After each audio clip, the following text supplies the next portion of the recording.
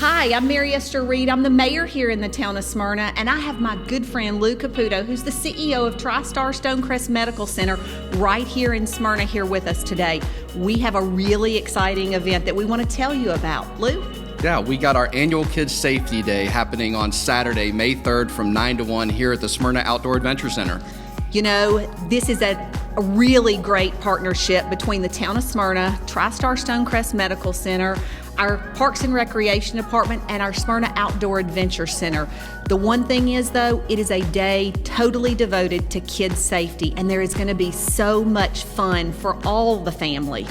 Yeah, we got inflatables, we got activities, we've got giveaways. We're going to give away a bunch of bikes. It's all around the spirit of being safe in the summer, teaching kids some great things, and bringing your family out and having a great time. You know, I hear that there may be even some surprise guests. Yeah, I hear the same thing. Yep, and some really great giveaways. So we hope that you will come out and enjoy the day with us. Lou, please come enjoy us. It's a great event. This is probably the 5th time we've had this event here in Smyrna. Register, if you will, at the link you find at the bottom of your page. We hope to see you here.